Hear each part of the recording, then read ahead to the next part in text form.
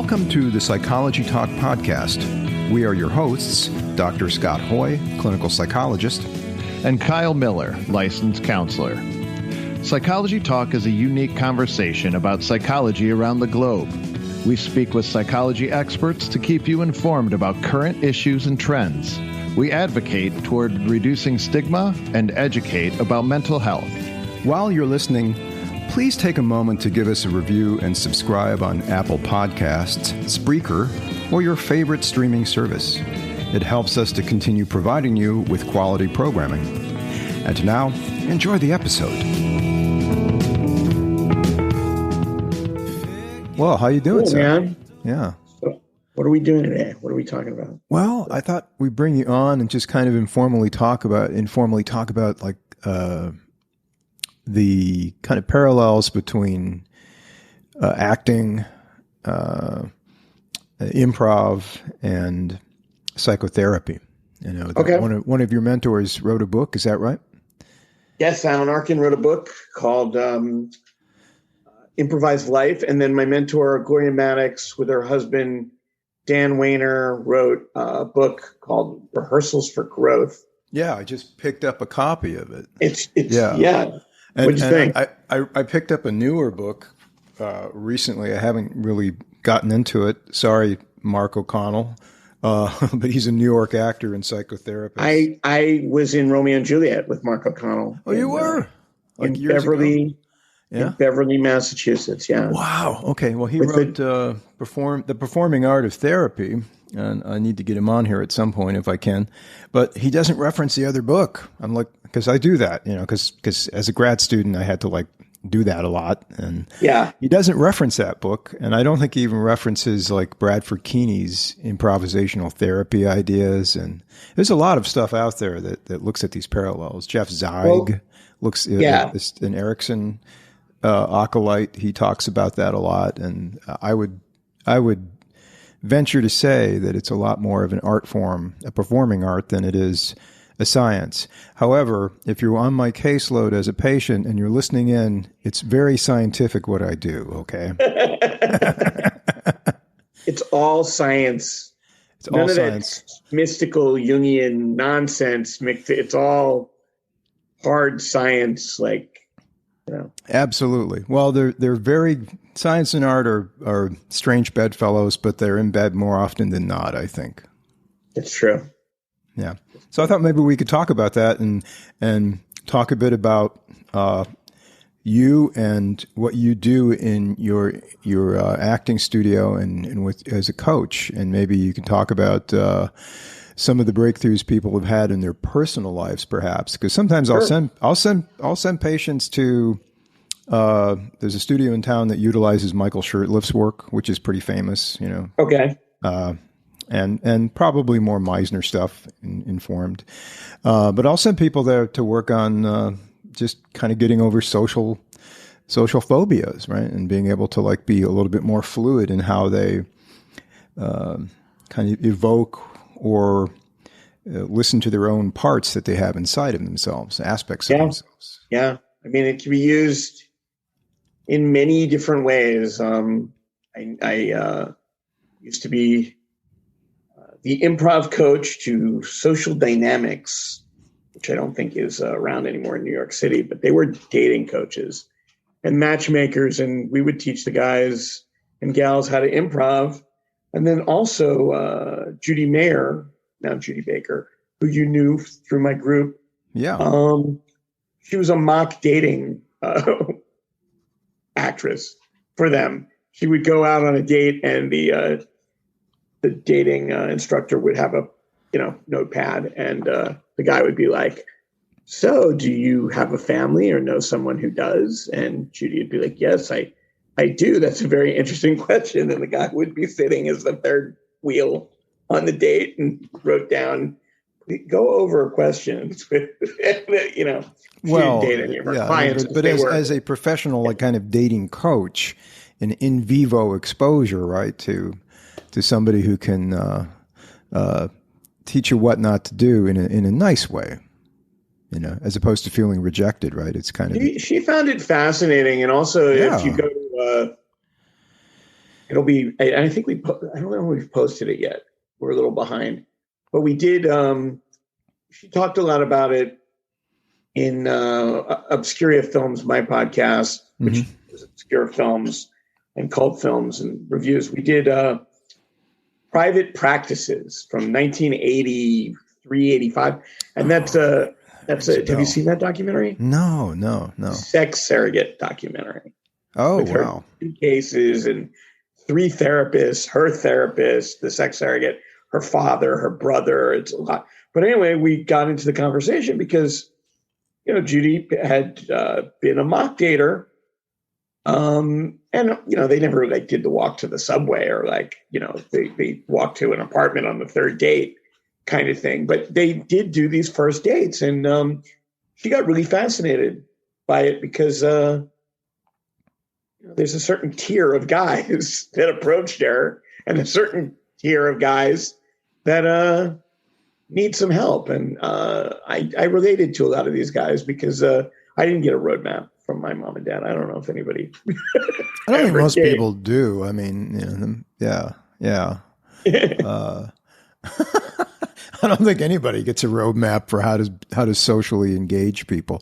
Maybe if you are cut from a certain cloth where you will definitely go to a league or something like that, right? It's expected. You'll have plenty of opportunities to observe the animals in that particular zoo and how to mimic them and model their behavior. But I think most people from working class or middle class backgrounds, it's kind of catch as catch can as far as social interactions. So yeah, I mean, and it changes rapidly in America in postmodern age. In certain times it wasn't. Like John Patrick Shanley, who wrote Moonstruck and he won the Academy Award for the writing in Moonstruck. But he was a playwright. He wrote a play, a really down and dirty play that's set in the Bronx, right? What's the name? Is that Dreamer Examines His Pillow? Yeah.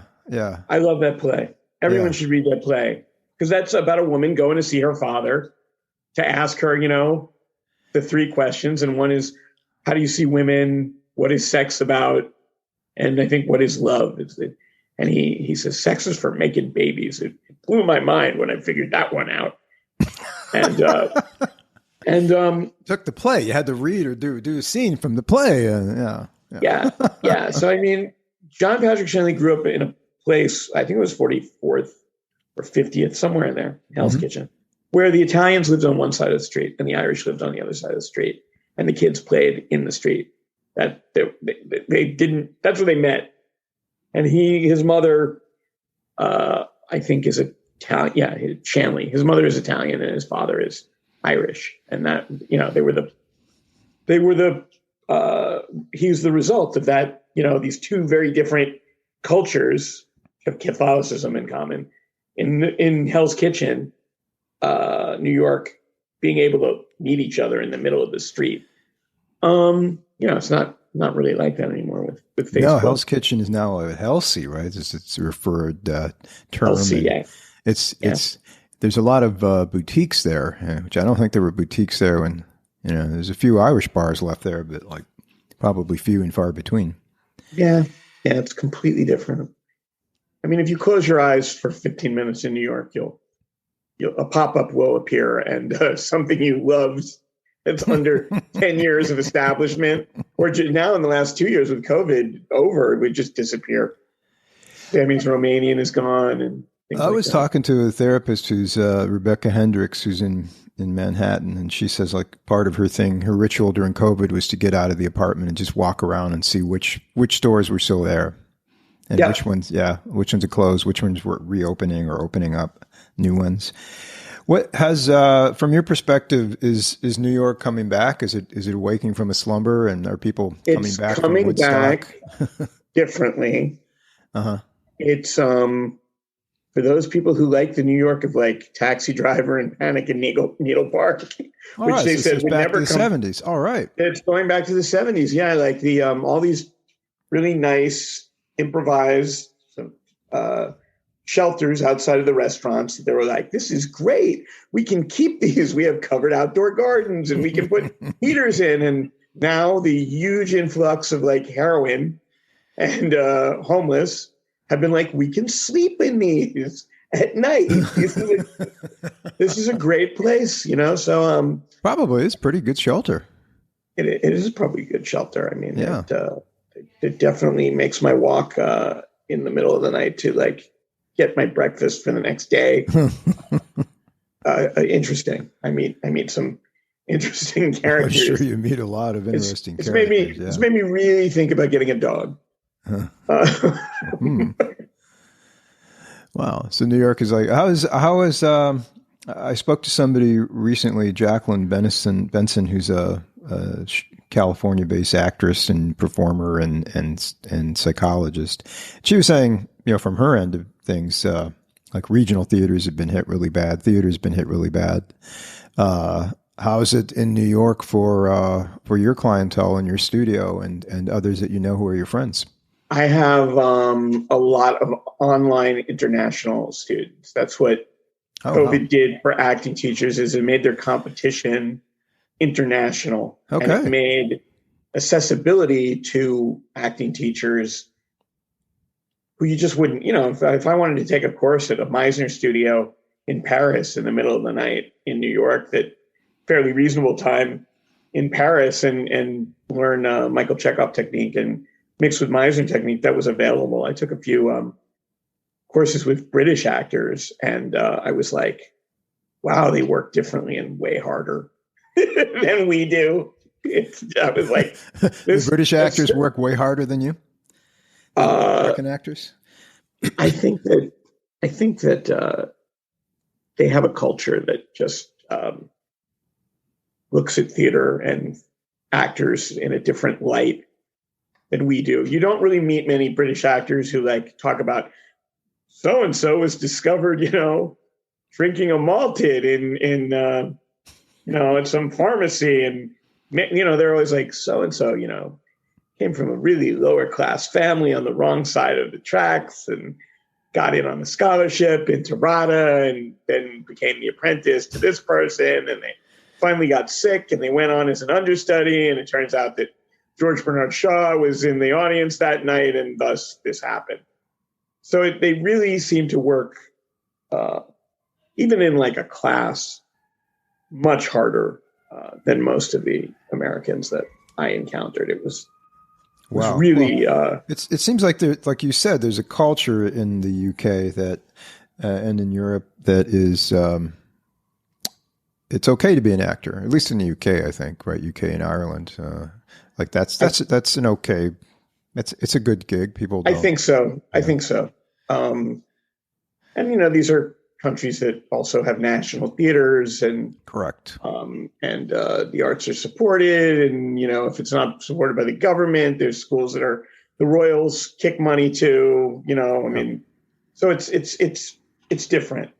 In fact, the only guy off the top of my head that I could think of would be Oliver Reed, whose Uncle Carol Reed did Oliver and a few other really great movies. And his grandfather established RADA. And he was like, I don't think that's stagey crap. I want to go into the movies and whisper. And that's what he did. But he's the only one off the top of my head. But still, he had the connections to go into RADA if he wanted to. And he was sort of like, you know, like the guy who doesn't. I used to play this game, and they had a class called the Nega Psychic. And the Nega Psychic is psychic, but he disbelieves in psychic things so much that his psychic ability is turning off other people's psychic abilities and not being affected by it. And Oliver Reed is just so not wanting to go to RADA that I think he kind of like. He seemed like an interesting character, to say the least. Yeah. Yeah. I mean, you of course probably remember his it's available on YouTube, his stint on David Letterman, where Letterman was asking. Oh yeah. You can go down a rabbit hole. Just type in Oliver Reed drunk. You Google hit videos, and it will all come up. There's an interview where I tell people if you want to play a drunk and see how fast they can change on a dime, You should watch this. It's Oliver Reed with a picture of, I guess, spiked orange juice with vodka, maybe. But he has a picture that, 4 people at breakfast would have shared of what appears to be orange juice. And he has a very young interviewer who hasn't seen a lot of his movies, like Curse of the Werewolf, his first movie. And you just watch his face change. And he tells his story. And he grew up. His mother ran a bar during World War II that the RAF attended. And they would hear the sirens, the Germans were coming, and they would put down their drinks or like slam their shot and say goodbye and go up drunk and fight and die drunk from his mother's bar. And he grew up, 6, 7 years old, through the war, learning that if, not to say, what happened to Freddie? Why doesn't Freddie come to the bar? And the whole bar would get quiet. And that was his childhood. Wow. So that whole like dying drunk in a pub and during Gladiator and being this guy who got drunk all the time, he's a pretty classic study in how you grow rough up. Life, yeah, a rough life. It's kind of like Dylan Thomas, the Dylan Thomas of actors. Oh yeah, dying after his last shot in the White Horse right there in New York. I think he got to the Chelsea Hotel, didn't he? Did he get to the hotel? But he fell over. He managed to walk to the Chelsea Hotel. Okay. And he was rushed to St. Vincent's, where the term "rush to St. Vincent's" is started with Dylan Thomas. And after that, there were a lot of people in the Chelsea Hotel who were rushed to St. Vincent's, which no longer exists. St. Vincent's. It's part of the box checking for certain bohemian lifestyle things. Yeah. Yeah, you have to end up in St. Vincent's. Yeah. After the Chelsea. Yeah. Yeah. After 21 drinks at the White Horse.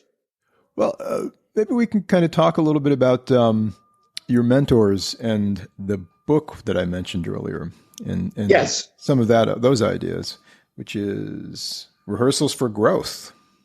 Yeah. Okay. So I studied with first Herbert Berghoff for 1 year with the hope that I would get into the American Academy of Dramatic Arts. So then I did a summer at American Academy of Dramatic Arts. And my voice teacher, Jim Demonic, said, hey, if you don't get into here, he was a speech teacher married to a voice teacher. And I still talk to him on Facebook. Jim Demonic. Isn't that the greatest name for it's How's like that spelled? How's that spelled?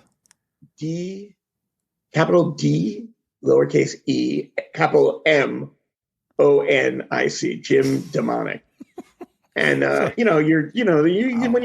you're 18, 19 years old in acting class, especially the American Academy of Dramatic Arts, you can look at a picture of it. It used to be a club. It is Harry Potter land. It's like you're diminutive. And then there's this guy named Demonic. And he was an amazing character, still is. And he said, if you don't get in here, there's a place for you. I study now with this guy, Michael Howard. And I was like, if I don't get in here, I'm going to go try and study with Michael Howard. Michael Howard required improvisation and sense memory in his studio. And Gloria Maddox was the improv teacher. And I met her. And the day I met her, she had laryngitis. So we had an entire conversation in sign with a notepad, which was basically, this is my advanced class. Come back 6 days from now, not 7, 6, and you can start in the basic class. And her husband was a guy named Dr. Daniel Weiner. And they taught workshops. And that was the first place I heard the now very popular and controversial expression, safe space. But in the 90s, safe space meant something different. Right, It was well, tell us about this safe space and how that might differ from today's academic safe spaces. And this is in an acting studio. It was an acting studio, and a safe space was a place where there wasn't judgment. There was, you got there on time so that it established a when it was safe and when it was open to people coming. If you were 15 minutes late, the space was closed and you couldn't get in because someone might be, doing an exercise in Risk and decide, I really need to take my clothes off. Or Intimacy, and they like, I need a scene partner who's okay with me touching them. And it was always established, and it was always safe, and it was always watched and side coached by Gloria or whomever was doing it. And that was a safe space. Basically, like the container, you get in at 3, it opens up on the bathroom break, shuts down again. And then at 5 o'clock, it's opened up again. There's an ending. We talk about what we've learned, what we like, criticisms, questions, and we go home either with homework or not. And that was a safe space. It was open to debate, and feelings did get rattled, but it's nothing like having an entire college campus on watch for like microaggressions and being able to scream, "This is a safe space," to a professor who's been teaching like 25 years. This was truly a safe space precisely because it was a way to really explore yourself in imaginary scenes or improv scenes, it sounds like. Yeah, I think it came out of that sort of like Omega Center, Open Center, New Age, Esalen kind of idea that you don't really want like your Aunt Joan stumbling into Esalen while you're working with Fritz Perls with a big audience, like right. Those, yeah. The room was closed and locked, and it fit along well with like places like the Actors Studio where you were a member. These were the days no guests could come. If you were a guest, you had to be a friend of 2 members. You had to sign in, that it worked well. So as it altered to what it is modern day, I've kind of been like, should I say sacred space? How should I use this? Because kids have said it's really great the way you hold the space. Mm-hmm. And I go, well, the reason I hold the space well is because I was taught this and this and this. But, I allow for certain things to happen in the space that I don't think you would be happy with if this was a college campus situation. So, well, yeah, but you have private studio, so you can. I have private studio, so yeah, I don't. So you can do that. And so that's do you have a 15-minute cutoff? I have basically call me and let me know so I can tell the class that John is running 15 minutes late, and we take a vote, and usually John gets in. But everyone knows what people are working on. So let's say you had an issue with anger. You grew up in a house and can't express anger. It's hurting your acting career. It's not really having a great trickle down on your other areas of your life. You don't know the difference between anger and aggression, like a healthy aggression and like an unhealthy level of rage.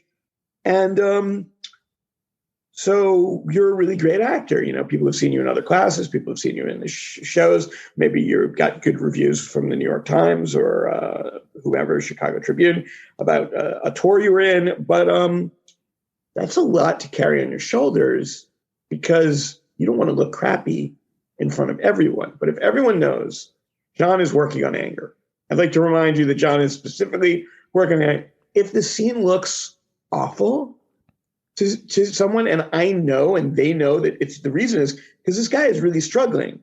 Like he has an invisible wall that he is pounding against, and sometimes I'll say to the scene partner, are you being hurt by any of this in reality? Do you have all your fingers and toes? John, do you have all your fingers? Okay, no one's getting hurt. Let's keep going. That's good. And in this simulator or holodeck or terrarium instead of the actual jungle, he finds out that he can express this.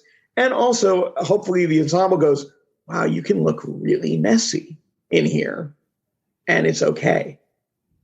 Because sometimes somebody like I, would go into a side job as an assistant casting director now and then, or an actual casting director. And I wanted to cast people, and I would never want to be in front of a casting director who didn't know I was trying to fall on my face.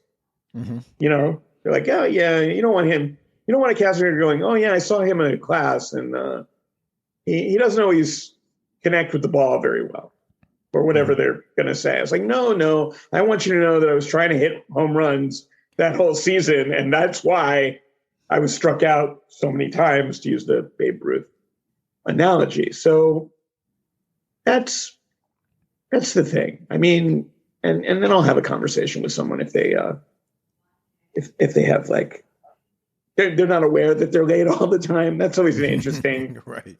psychosis or neurosis when the person's like, I was not late, I can prove it. And I was like, all right, I'm going to pull out my notebook with times of your arrival after it was the fourth time. Right.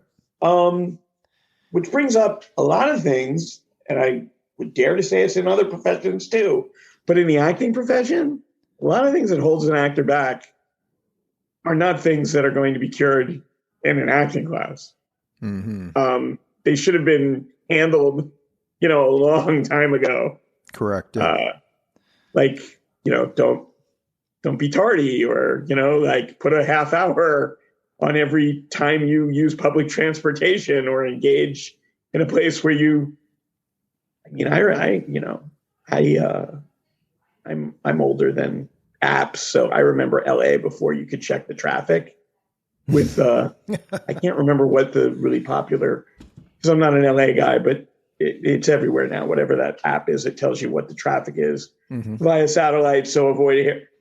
I had friends, they would have to plan for 4 hours of traffic to get from one side of LA across the hills to another. And when they had 3 auditions in a day, it was just like, that was it. That was their day.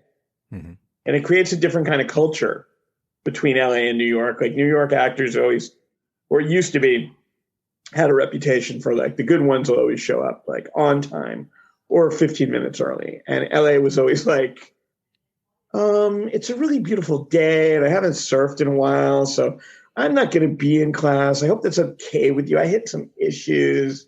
Even some of my really great friends, when I went to go visit, they would be like, it just took me an hour and a half to get to one side of the hill. I have an audition tomorrow and I'm going home. And I was like, okay, I'm alone without a car on the other side of West Hollywood. So I guess, I'm going to really explore what it's like to be in a house with no cable again and no satellite and see what LA's 13 channels have to offer. Right. But yeah, I mean, I don't know if you find that in therapy too, that like, well, I really can't help unless you show up. Oh yeah, people have to show up or yeah. That's kind of a similar thing. And you mentioned earlier the idea of like a safe space or a container. Yeah. I mean, obviously, not in the type of therapy I do. People don't get naked in couples therapy. But there is this space where you're allowing people to be different or act different, right? Also to kind of look a little bit more metacognitively, or to take a different perspective on, an insightful, hopefully not where I have to spell it out in, explicit letters. That doesn't usually work very well, but if you can kind of guide the person to their aha moment, their eureka moment, to see how they might be doing something that's not helping them, and how you can maybe change that and insert yourself a little bit differently. I think narratives, figuring out what a person's narrative is or the story they tell about themselves and how they can rewrite that or re-script it. I think there's a whole school of therapy called narrative therapy that's based on that idea. And of course, there's a narrative of, I think in acting, you're picking up imaginative narratives that have hopefully been pretty well put together. That are based on some kind of truth about the human condition and human behavior, and you have to somehow work yourself into it imaginatively through sense work or imaginal work or what have you. I think I think there's a lot of back and forth. And for the therapist, definitely, I almost think of therapy every hour is almost like a 3-act play.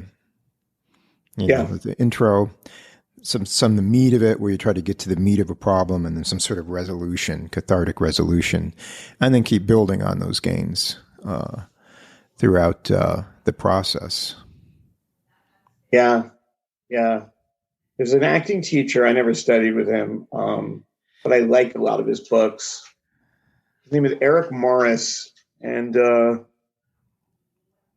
very influenced by Actors Studio West Coast, and they took a lot of trips to Esalen, those folks. But so he was doing fairly recently, I read this maybe in the last 5 years, an exercise that he taught all the time, which is a personal monologue. So the guy was saying, you know, I was painting and I had the canvas there, and I always had issues with my father criticizing my work. And he walked in and he looked at the canvas and he really tore me up. Like, he's like, you know, you can't use those colors. You have no cup of that, whatever. And he did it. And, you know, he had the emotional reaction. And Eric Morris said, very good. Thank you. Thank you for your work. Thank you. And then he had this moment. And this is a guy who's been teaching like personal monologue as taught by like Stanislavski and Strasberg, like a long time. Eric Morris is close to 80, if he's not 80 already. And he had this moment and he goes, I'd like you to do it again. And I want you to do it as if your father gave you everything you needed as an alternate choice. So the guy's like, oh, you know, he came in and he was like, oh, you're painting. I love to see you paint. And the colors that you chose are like, and the guy went from like weeping and angry to like just weeping gently and releasing. And he was so happy. And Morris now always teaches the exercise that way, of sort of like, I want you to reimagine, you know, like hypnosis almost, or I've had EMDR people do that as well. You know, like you reimagine a situation and it's almost like they're putting an implant in your head, like a Matrix or a Blade Runner. Like, oh, well, there's a famous Milton Erickson case, kind of like his benchmark case, like Freud's benchmark case. And there's a fascinating book based on it called The February Man, where Ernest Rossi sits with Erickson and goes through the transcripts. So luckily he had a secretary who was allowed into these sessions with this woman. And he basically shows up in regressions with her over time and reparents her as when he shows up in February. So yeah, I'm the February Man. So then he becomes the June Man and whatnot. Yeah. And kind of goes with her over very long, for probably like 4-hour sessions where he's working to very much, although people might say there's no such thing as depth of trance, he certainly did work on her to be basically working with her unconscious mind. And that's also influenced a lot of psychotherapy. For instance, Daniel Brown, who's a doctor out of, not the guy who wrote the book on, the Dan Brown, the novel, the dime store novel author. Oh, he's he's actually a PhD, went to Chicago here, and he's at Harvard now and has a private practice. But he's come up with based largely, I think, on Erickson's work and some other people, this idea of an ideal parent figure. And for people with attachment disturbances or having these ruptures in parenting or a terrible critical parent. And the idea is to regress a person, but in place of their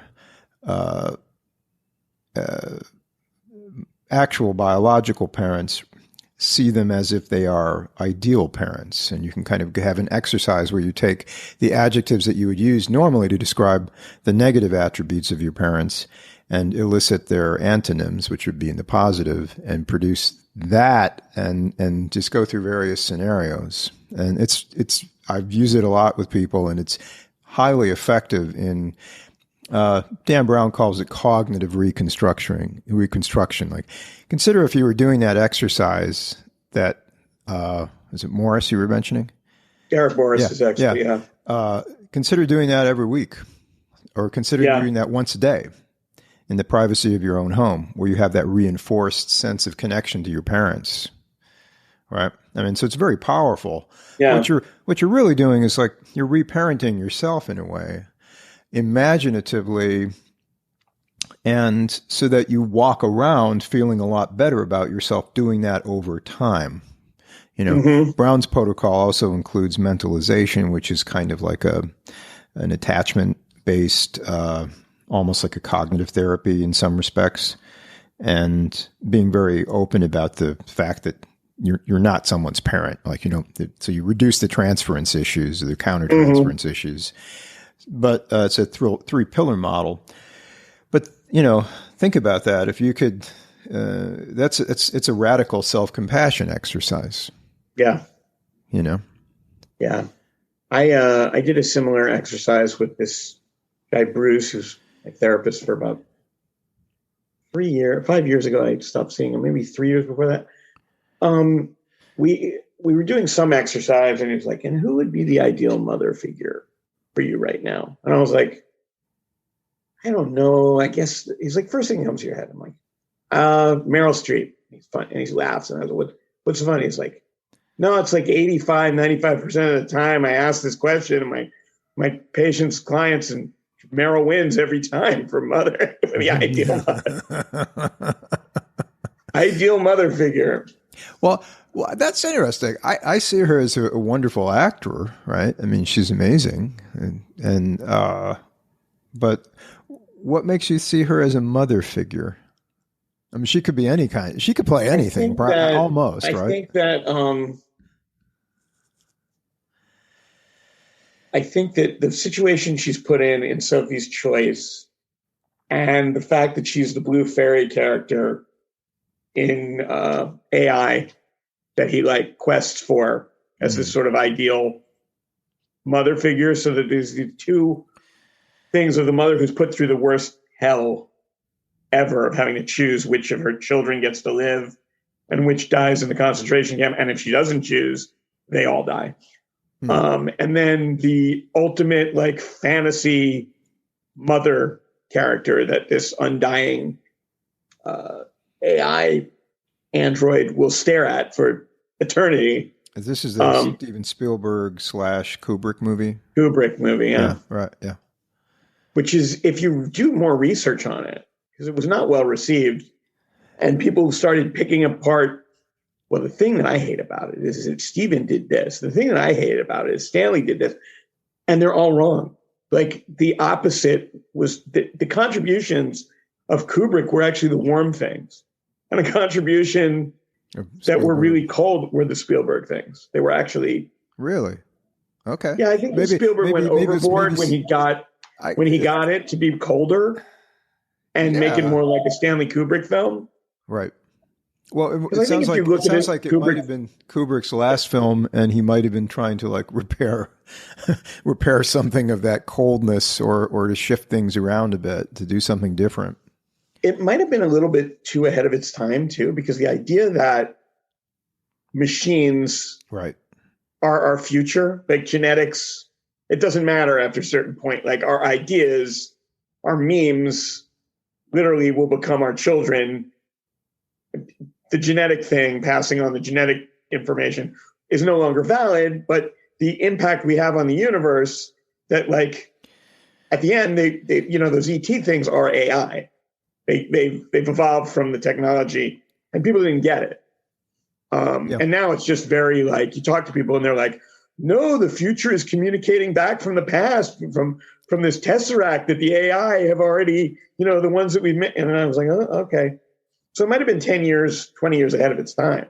But you know what? It seems like a really interesting follow-up to Eyes Wide Shut, which many people don't like. I enjoyed. I like it. And it's based on, what is it? On The Dream Novella or something like that. It's a German psychological novel. Right. And yeah, is it Traumlieder or something like that? I forget. I'm probably.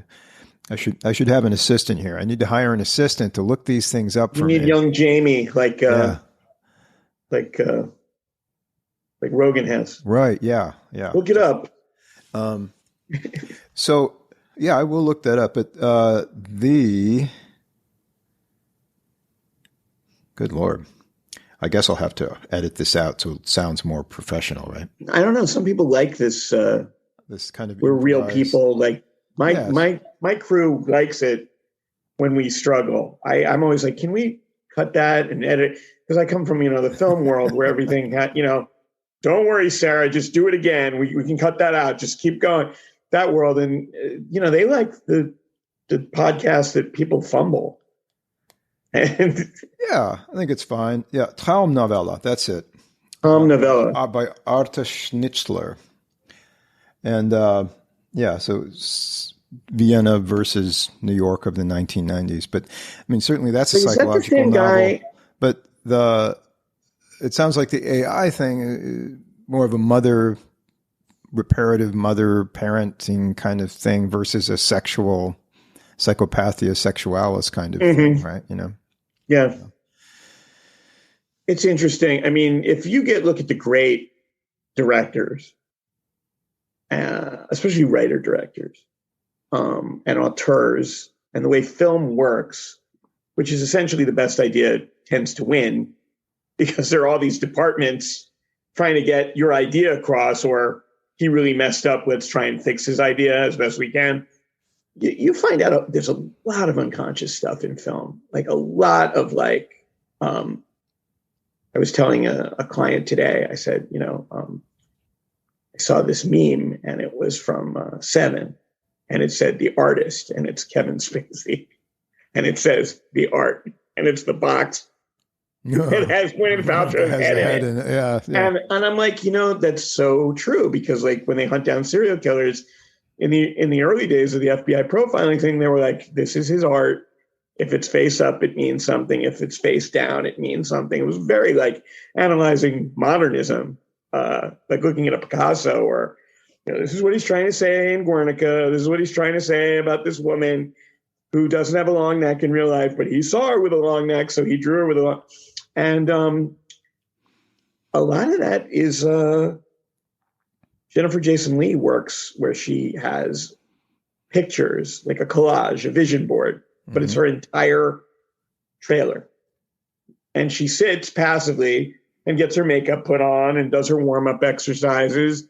And, there's pictures of Dorothy Parker, and she's wearing glasses that make things fit, and everything of New York is Dorothy Parker, period. And there's pictures of the booze that Dorothy Parker drank and the books that she wrote, and it's just there, right? And she's unconsciously bringing that in to her world.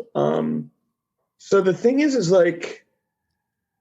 sometimes these directors, they're revealing a lot of stuff about themselves, and it's unconscious. Well, I mean, we could go down there, we're speaking of Kubrick, was it Room 237? I mean, that's like a documentary that it's is mad. It's about madness and obsession of the film critics, but it's also the movie is such a Rorschach or apperception test, right? I mean, it really is kind of what it is, and yeah. Did you ever notice his tie? Jack Nicholson's green tie? No. So it's a knitted green tie, but it's on the internet. You can see it. If you zoom in, it's the maze. Oh, yes. I have seen that. Yeah. It's the hedge maze. Everything is so self-contained in that film symbolically, right? Yeah. I mean, it hacked the novel up, of course, but to good effect. It's kind of put it back together as a movie, as a workable movie. I think Stephen King, who I really love, has a lot of ideas visually that if you read in between the lines, you can even figure out who he wants to cast. Like I remember reading Talisman as a kid. I was probably 12. And I'm like, this character is Scatman Crothers. And that was before I was really a big fan. But there's this guy going, the main character is named Jack, and he's walking on the beach trying to figure out life. He's like a 12-year-old kid. And he meets this African-American man. He's like, Traveling Jack, Traveling Jack, got a long way to go, got a longer way to come back. And he was like, he doesn't know who this guy is. But he's described as this elderly, bald, black man, and he's talking in jive. And I was like, I think this is the guy who did the voice of Hong Kong Phooey. Exactly. Hong Kong Phooey. There's a name for the ages, right? Name for the ages, folks. Not something you could probably get on TV these days. Most of Scatman Crothers' work, I don't think you could get on. I mean, I've seen Scatman Crothers in blackface in minstrel shows where, black guys, it's on the internet. It's a 1950s revival of Southern. It's like the best of, how like Ringling Brothers is like the greatest show on earth because there's all the other circuses are basically auditioned to get into Ringling Brothers. Well, some guy with a top hat and a cane has all the acts, and they're, 20 years older on average from when they did it in the 30s. We're 30 years old from the 20s. It's the 50s, and Scatman is there, and he's doing it. And he's in blackface. That is amazing. That's amazing. And yeah, of course, it's probably a good thing I don't think it would go over either way. No. But I mean, it's a good thing that stuff like that, people aren't being forced to do that, to do work. I give a trigger warning now. I learned to do this because someone kind of chewed me out and threatened me on my Seth Michael May Studios on Instagram thing. And they had like 30,000 followers. So I was kind of depressed for a week. Ooh. But they were like, you need to put a trigger warning. They didn't say it that nice either. But basically, it came down to Stanislavski's book is racist, and you need to put a trigger warning on it. And I was like, how is it racist? I'm curious. Because he has in the first chapter, he's assigned Othello. And he goes home, and there's a chocolate cake on the table. And he, in front of the mirror, takes the chocolate cake that his mother or like the servant has made, and he smears his face with chocolate cake, and he puts a rag on his head and takes a broomstick, and he starts working on Othello. And then later he complains before he goes in front of his director that the makeup at the school isn't as nice and right as the brown color of the chocolate cake. And then he gets chewed out in the third chapter by his teacher saying, you do realize that the Moors are like a highly advanced culture, and you're like rolling your eyes and doing that thing, and who's going to believe you as Othello? But I guess if you throw down the book in the first chapter and go, this is offensive, you never find that out.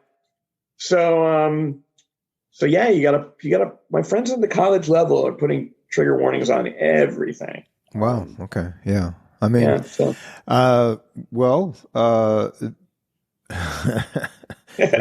there goes a lot of history, because a lot of history is pretty offensive. So, Well, I'm Jewish, so if you get rid of the anti-Semitic artists and the anti-Semitic authors, I don't know who you'd read and be able to watch. Right. Yeah. I mean, Shakespeare is gone, right? I mean, yeah, Shakespeare's gone, and Chekhov, at least Ivanov has a few weird, whether you're Jewish or half Jewish things. And the way people seem to work, it's like usually all your stuff, unless the estate decides to like, well, we'll just take that out of the running. So you get rid of them. You get rid of most of the modernists. Strindberg is gone. Mm-hmm. I don't know about Ibsen. Guy who wrote Jew of Malta, who was the contemporary of Shakespeare. There's a lot. Yeah, there's a lot. What do you think how does that bode for the future of theater? I mean, like, will you be able to do classics? Will they be modernized to any degree? I mean, you know, will they? People have been casting whomever and whatever in Shakespeare for ages, so I think that's like, you know, and you can do the same thing with Aristophanes or Sophocles or Euripides, right? So, Patrick Stewart did a production of Othello at the Folger where he just didn't change the text, but he was white and the rest of the cast was black. Oh, okay. And I was like, that's the only way a white actor is going to ever be able to play Othello until people like decide this way we're going is needs to calm down. I mean, for years anyway. Well, that must have been some time ago that he did that, right? Not recently.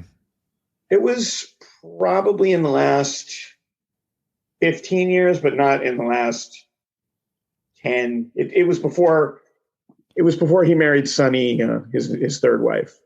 Okay. Right. Yeah. So it was before Macbeth, and before his whole delving into his father's PTSD documentary, which is awesome.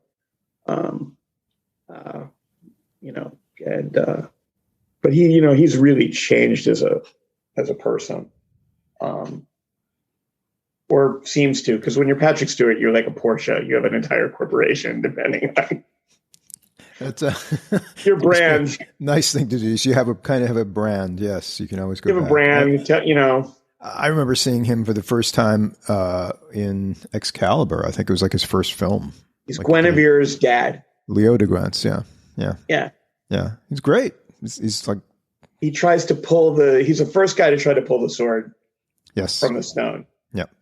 And he fails, and you're kind of like, okay, this guy's only here to do that. And then he becomes like the first ally. Yeah. To Arthur after.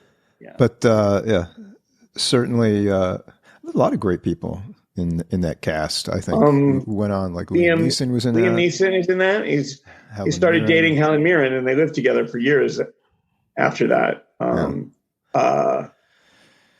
And then the guy who plays Merlin.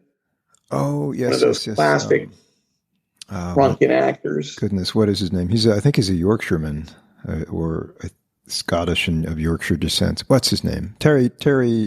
Nicole Williamson. Yeah, excellent. Perfect casting. Nicole Williamson was like the heir to being like the next Olivier Richardson Gielgud for a while of the next generation. And he was just one of those crazy drinking British actors. And I remember him as there was a show called I Hate Hamlet on Broadway. And it was a young soap actor opposite him. And he was playing John Barrymore's ghost, preparing the guy to do Hamlet in Shakespeare in the Park.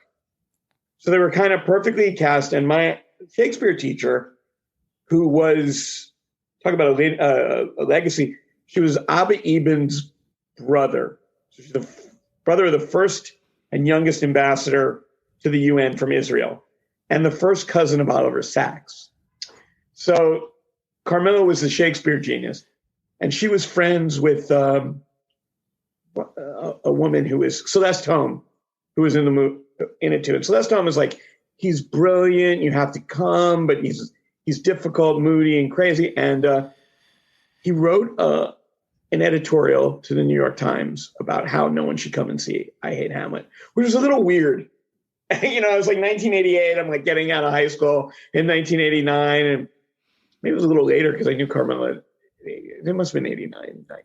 And then shortly after, they had a stage fencing fight in the show. Mm-hmm. And supposedly the young guy missed a stroke. And he has to get hit by Barrymore. So Nicole Williamson was like, and he just slammed him with the flat of the blade. And the guy got pissed off and walked off stage because he had it from, weeks of this and the editorial, and supposedly Williamson turned to the audience and said, well, what am I supposed to do now? Dance? And the curtain came down. Well, didn't miss a beat, I'm sure. Yeah, I've heard he was difficult to work with. I've also read that he had a very much a death phobia. He was always worried about dying. and he drank a lot. George Papard had that too. Oh, really? Yeah, the guy who Dirk Benedict, or he was doing like a. No, I think it was the other guy, the guy who went on to guy who played Murdoch, who went on to Star Trek, The Next Generation. Played the guy who was afraid of everything and played Howling Man Murdoch on the A-Team. They were doing like one of them was doing a one-man show, and then they started doing like a two-man show where they told A-Team stories. Mm-hmm.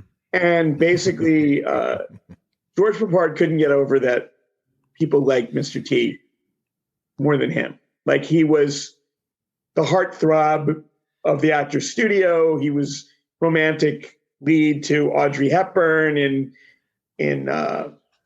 Tiffany's, Breakfast Tiffany's, and now he's in this, and they would do stupid stuff like he'd like pull out a review that mentioned him and say, "See, I'm the biggest star in this network." So Mr. T would like climb on the top of his limousine and be like, "Who's the biggest star on the network now, George?" But anyway, one day, one of the head writers, it was announced, had cancer. And the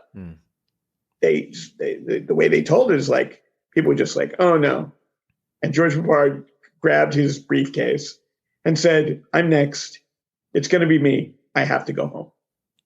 And like, he disappeared for like 3 days, and they had to shut down it because he had this thing. It's phobia, yeah. Well, I think Peter Sellers was such like that too. Like, if he saw the color purple, he would freak out and lock himself in his trailer, right? Yeah, directors would have to come and talk him down and right. Yeah, but he also mixed it. You know, Peter Sellers was like my mother with her hearing aid. Peter Sellers did hear voices and stuff like that, but if he didn't want to do something, he was happy to use his reputation to get his way. So yes, I don't think he was to the manner born, so he probably enjoyed all of that power on some level. Yeah. Well, let's talk a little bit maybe about this might be a segue to talk a little bit about like, the story, not the storied life of actors, but like being a working actor. Well, how much of a toll I kind of know from my semi-working acting years, to what kind of a toll does it have on most people's psyches, and how do they manage that? And because it's kind of like when you work with a group of people on a film, or especially a stage production, it's like having a whole family, and you connect. Like having a whole new dysfunctional family. Yes, and then when we get together years later after the show is over, it's like when you're at a party and a bunch of people who've been in a car accident or a war find each other, and you're like, "So Dan, you want me to get you that drink?" And he's just like, "You can't get in with these people who've been in the show." Oh yeah, with each other. But the ups and downs, right? The ups and downs.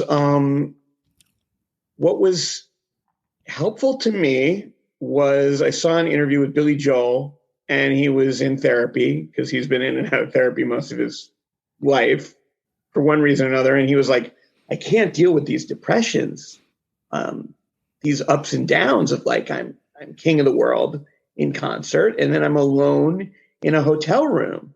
And the shrink said, "Well, no one's supposed to be in front of 30,000 people screaming that and then be alone in a hotel room. It's completely unnatural to the nervous system, you know?" And then I went on further, and I was like, the only time you would have something close to that in a primitive culture is you go on your vision quest, or whatever you call it, and you come back, and they say you're a man, and the whole town makes you the most important person for 20, and then that's it.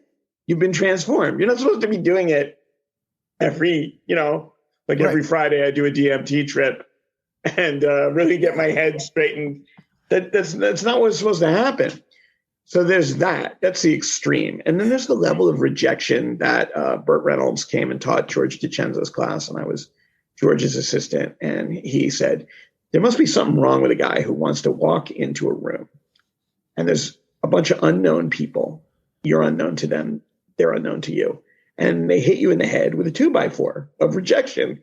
And you walk out and you go, man, I guess I did pretty good. Over and over and over again. And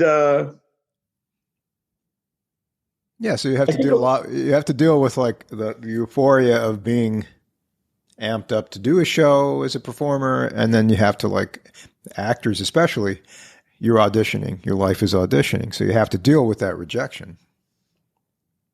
Yeah, I mean, I got through a lot of it I remember reading Tony Robbins one year, whatever his first major book was. Giants in the I'm a giant. Like, not the word. That guy is a giant. And he is a giant. Yeah, he's a pretty darn good. Technically, he's a pretty good therapist, unlicensed therapist and coach. Yeah. What was it? It was Unlimited Power. It's all about power and giantism with Tony. Yeah. Yeah. Yeah. This was not that I'm on a first name basis with Tony Robbins. With Tony. But anyway, so he basically, he likes to do extreme things as quickly as possible and with the best people as possible. So he took racing, and they were basically like, you never look at the wall. If you look at the wall, you will turn the wheel unconsciously toward the wall. Car racing. Car racing, yeah. Okay. Speed car, they don't like NASCAR. And I decided that I was never going to look at my competition ever again after reading that. I wasn't going to consider them. I was just going to take myself into account. I go into the room, I do the best thing I can. And it's just been a focus of like smaller goals. Like if I'm working on finding the character through costume, I'm like, well, what clothing makes me feel free and open like the character, as opposed to looking like it, which feels very restraining to me because now I can be right or wrong with the idea. So, I used to like find that out and try different stuff. And then, if it didn't work, I didn't care because I had made a step in like, oh, I did something new in a room. I got a little bit out of my comfort zone.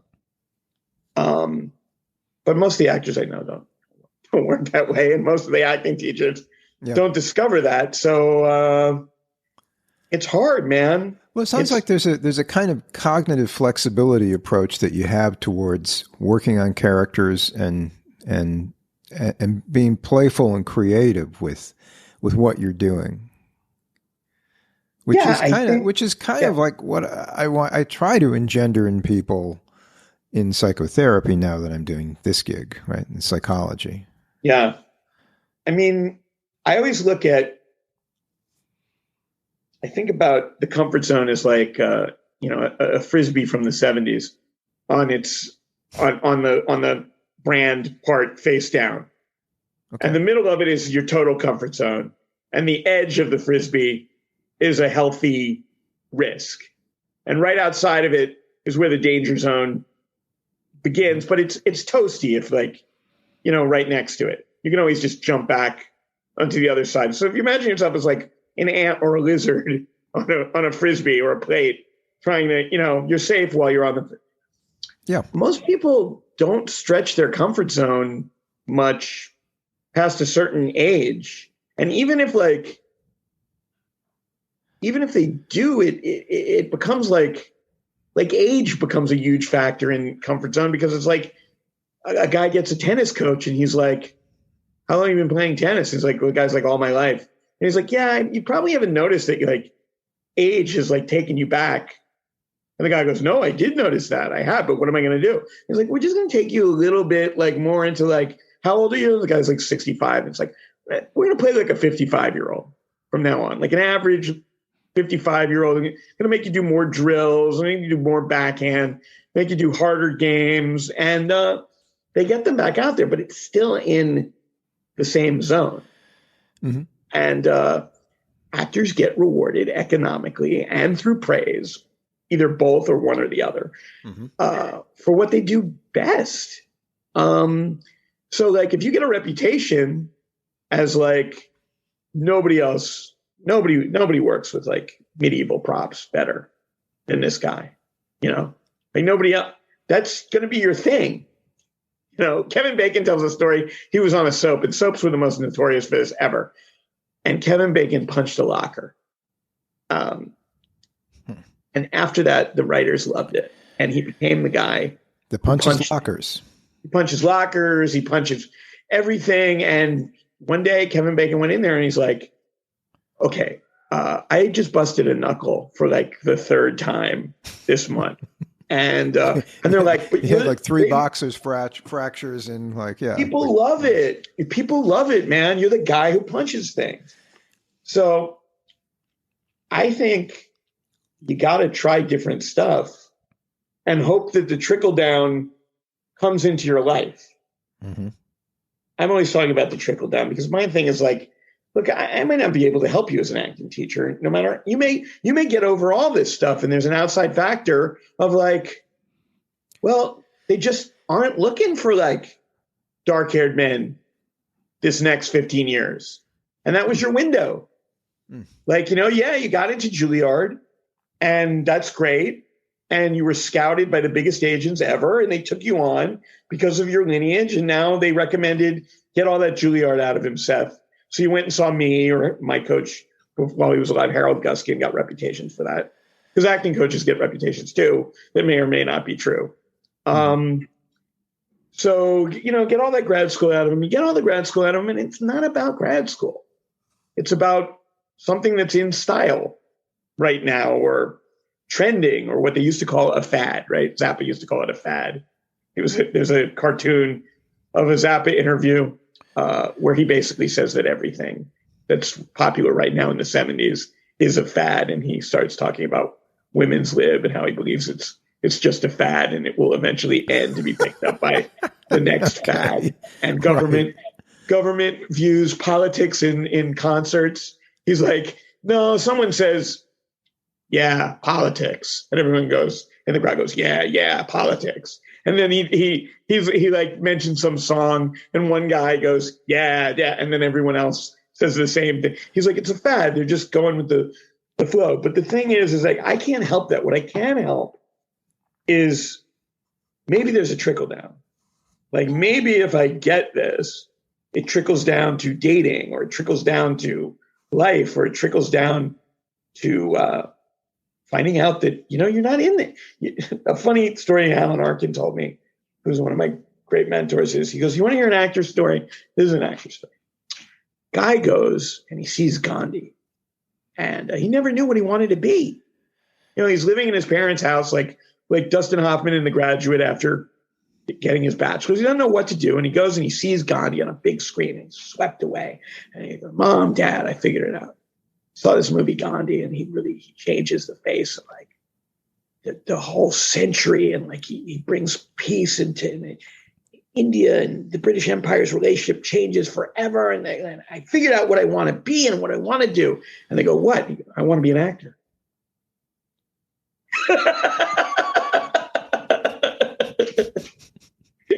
Like I want to be Ben Kingsley, basically. But the joke, he doesn't say that. It's like he goes, but that's an actor's story. And I was like, I mean, I got into therapy because I couldn't cry in scenes. I was like, something's wrong. I better go to therapy again. I thought I was going to always be happy once I got out of high school and was pursuing my dream. But now, you know, I typed myself. I was like, I look like a guy who's sensitive. And if I can't do this, it's going to hurt my career. And I feel bad for these poor guys who had to deal with me, you know, from like 19 to like 30, probably. I was probably like pretty annoying. But you mean your therapist, or your fellow actors, or your directors? Yeah. I was sorry. I felt sorry for the psychotherapist. I mean, okay. I wasn't, you know, I was pretty honest. It's like and I didn't get many roles anyway where I couldn't just put my hand in front of my eye and go, screw you, which sometimes affects the audience better than if you actually do like the waterworks and things like that. And then when I calmed down off of myself, it just happened all the time. Okay. Like I cut an onion now and I think about my dog dying. Like the tears start and I go, it's the onion. And then my actor trainer goes, no, it's your dog, man. Well, sense memory, right? I mean, that's sense memory, yeah. Yeah, but you got to be able to turn off the waterworks too. Yeah. Contain them. And then also you have to be concerned when you assign actors things that you have a gut feeling is going to change their life. Mm-hmm. because I had one client and I said, and I knew there were challenges in her relationship with her husband and her acting career. And he didn't like it.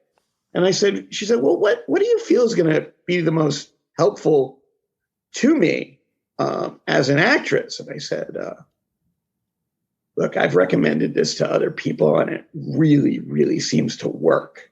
In fact, there's a documentary about this now on Netflix, and it's this course called the S Factor, where this woman, Sheila Kelly, who is an actress and was in the Blue Iguana, she had to play a stripper.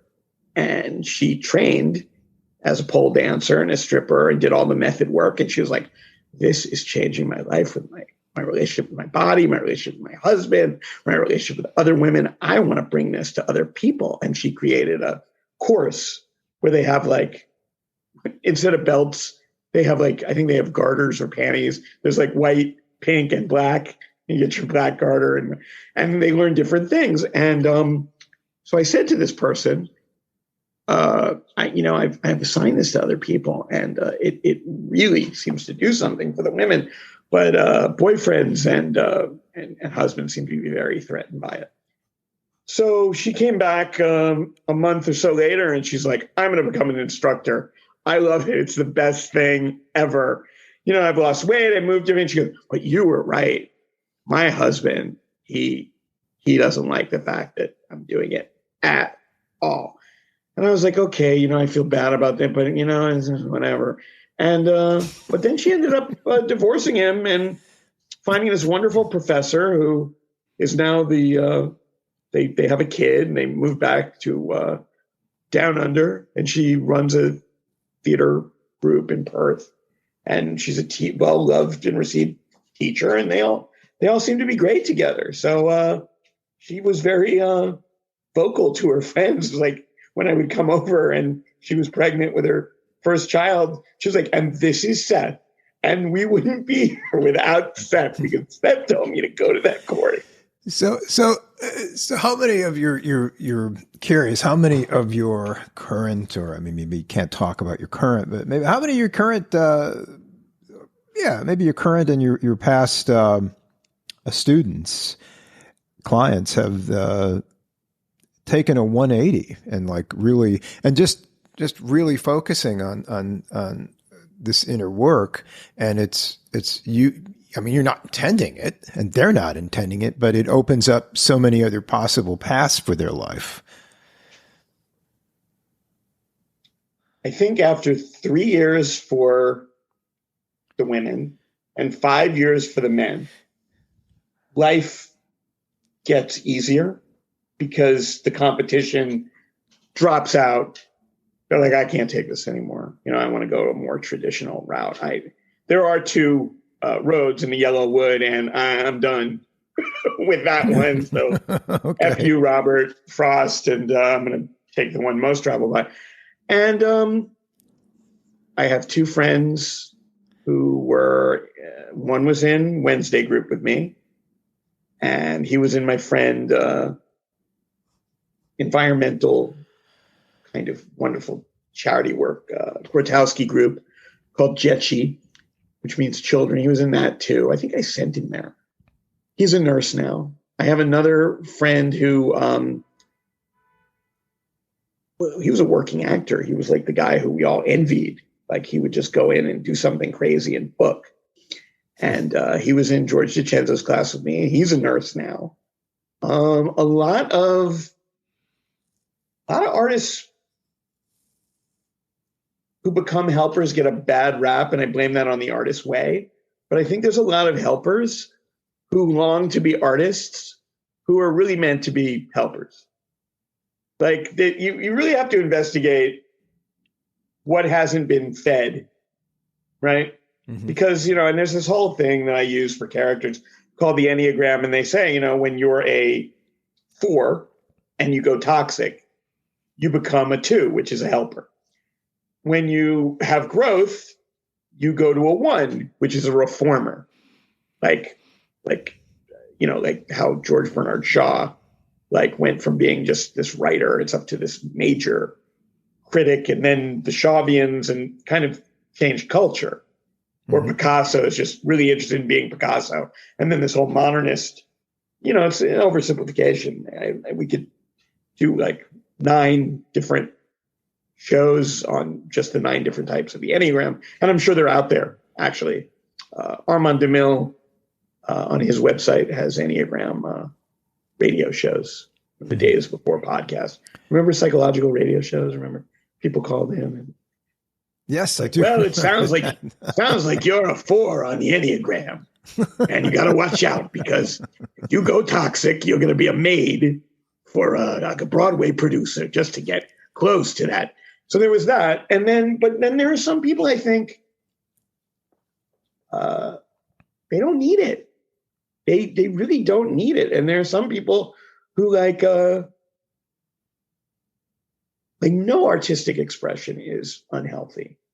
But the excessive sacrifices that one has to make to be a professional artist, especially performing artist, is insane and sometimes short-lived. So sometimes I'll have a client who they were a dancer. They got too old for that. The bones just don't move like they used to.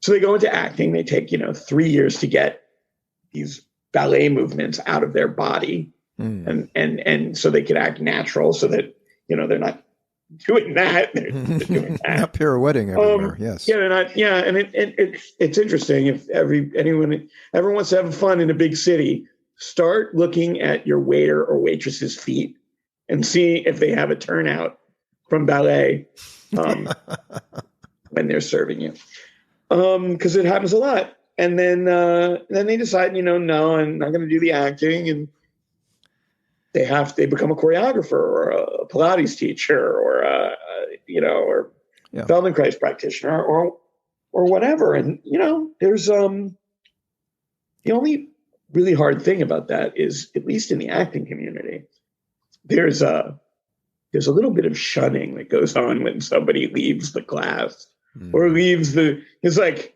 well, what happened to him? He went back to college and became an psychologist. A psychologist.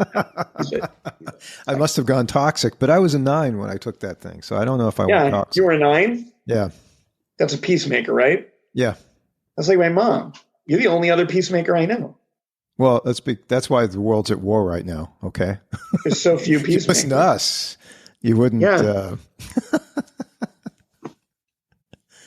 Yeah. It's a good exercise, I think, for everyone to do. This is just pop psychology. The next time you're in a thing and people are going, well, the gas and the Middle East and Taiwan and China and the way we left Afghanistan and Putin this, but just go, yeah, it's fun to play this sort of like If I Ruled the World simulation. I think we should go over to like Complete Strategist and like buy a map and some minifigures and some dice and see how well we do. Stratego, or what's the other one? Civilization by Sid Meier. Civilization. There's a ton of those old. Was it Axis and Allies? Axis and Allies. Yeah. Yay. The late great Robin Williams was a big fan of Warhammer.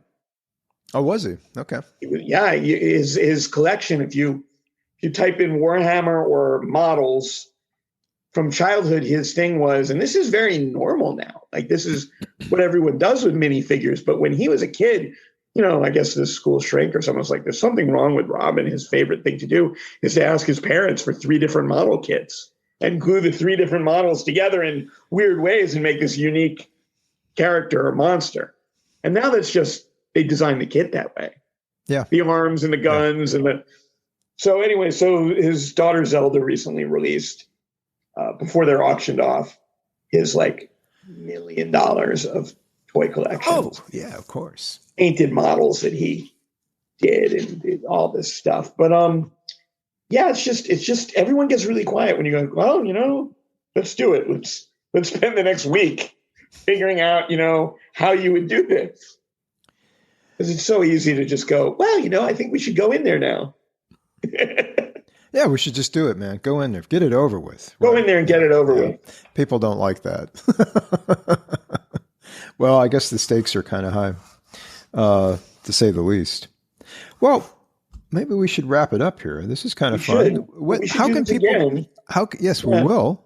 You Okay. have a podcast too, right? Can you just plug that? Yes, I have. Let me promote my podcast. It's called Obscura Filmcast. And if you type in Seth Michael May or Seth May into Instagram, everything should come up. I have 3 different sites. I have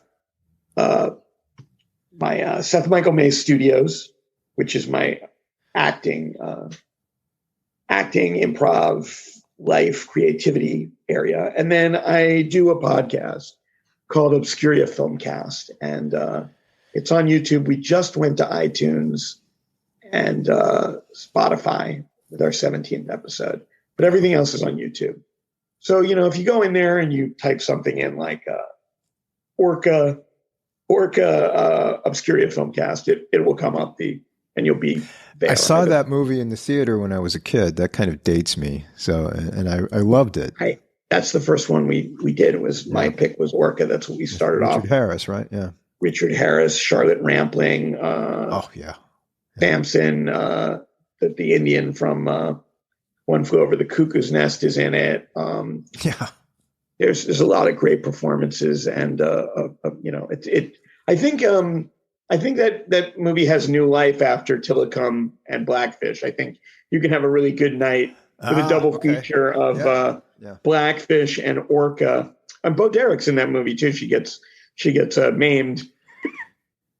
I don't remember her, but maybe because I was kind of enamored with Charlotte Rampling, right? Yeah, she's very young, and I think it's pre plastic surgery, Bo Derek. So I think, and Charlotte Rampling is just so interesting. But if you watch it, it's a funny movie because I think they had Charlotte Rampling come back and do these voiceovers because I think she has no chemistry with Richard Harris whatsoever, and she keeps talking through like why she's doing what she's doing. When you're like, why is she going on that boat with Richard? Like, and they basically wrote these monologues where she's like, maybe it was my concern for the orca or my romantic feelings that I had not figured out yet. And it's just funny. So we did Orca. We've done a lot of really interesting shows. And what was I going to say about Orca 2? Oh, remember how they had novelizations? Yes, I remember reading movies back then. Of them. Yeah. So Tarantino's favorite novelization of any movie, he says, is Orca. Because it's nothing like the movie. They gave complete artistic freedom to whoever. It's set in Florida. It's not set in Newfoundland. It was Alan Dean Foster who wrote it, right? Like he did all of the novelizations of everything. Like he did Aliens. He did Splinter of the Mind's Eye. Was that who did it? I don't know. I'm just joking. I don't know if it was. I think it is. A lot of those were written by significant people. Yeah, he turned out to be kind of a significant science fiction. And Tarantino loved them so much that's why he wrote a novelization for Once Upon a Time in Hollywood. Yeah, which is probably a gas. I haven't read it. I love the movie. I love it too. I love it. I love how a few of my friends and mostly their parents, my parents included, were like, wow, I'm really in for this ride. I don't usually like his movies at all. And then the last 15 minutes happened and they were like, ah. It's literally, it's almost like his World War II movie, Inglourious Bastards, but just placed there. I mean, the ending is literally the same ending, except for blowing a building up or setting something on fire. A person was set on fire. A person was set on fire with a World War II flamethrower. Yeah. And then if you look at the way people are dying in that sequence or getting hurt, it's all him finally aping himself instead of other movies. Like the way she freaks out is the same way Uma Thurman freaks out when they revive her. Right. In Pulp Fiction. Yeah. Yeah. He's making fun of himself. Yeah. He's like, sort of. Yeah.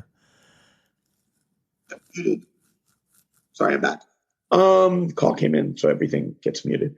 And then also you can check out my teaching website, www.sethmichaelmay.com, which is for those who want to take monologue workshops or coaching or learn about my improv for actors, spontaneous scene study stuff there. And there's a Facebook page and a Facebook group as well. And it's okay. It's well, definitely, we'll put links galore in the show notes.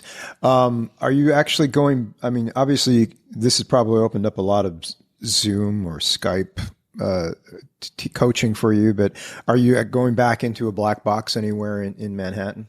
I think that after March 18th, the acting, interested in acting, playwriting, and community is finally going to, from what I'm understanding, just being like, throw in the towel about not having classes. People really want to have real classes, and some will be, you make sure people don't touch each other, and they're 6 feet apart, and everyone has Vax cards, but as soon as SAG stops, suits, hazmat suits, yeah, all the scenes are like from The Blob or Alien, or everyone's in a wetsuit. It's like Benjamin in The Graduate, walking around in the wetsuit. But I think that by mid-March, it's going to be like they check the Vax cards. And once SAG stops making you have a nose swipe every 15 minutes when you're on set, and the day before you arrive on set, and they give you $100 for that. Once that ends, it's over. But really, like, the yoga classes are back, the martial arts classes are back. If you're doing Brazilian jiu-jitsu, but you can't act, right? You can't act. Okay, you can't act. You can't do an act. You can wrestle with someone in a very vigorous way and touch them, but you can't act. Okay. Yeah. Well, I guess unions. What do you do? I don't know. All right. All right. We'll leave it at that, and we'll have you back on. And I'd love to. Yeah, I'd love to talk more specifically about the books and that I learned from them. Next time we went off the books before, as we always do. Yeah, I had theater games for the actor here, and I was like, let's open it up to a random page, and Scott will tell us how you can apply this to therapy, so we can get to that. So anyway. Well, next time, and I'd love to be on. We're going to have you on Obscura Filmcast. Okay, all right. President's Analyst. I just have three partners for that, so I have to argue a lot to get guests on. Okay, well, go right ahead, argue away.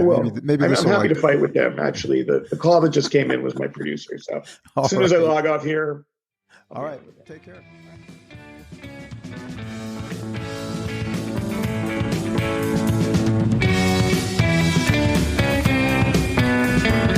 Thank you for listening to the Psychology Talk podcast.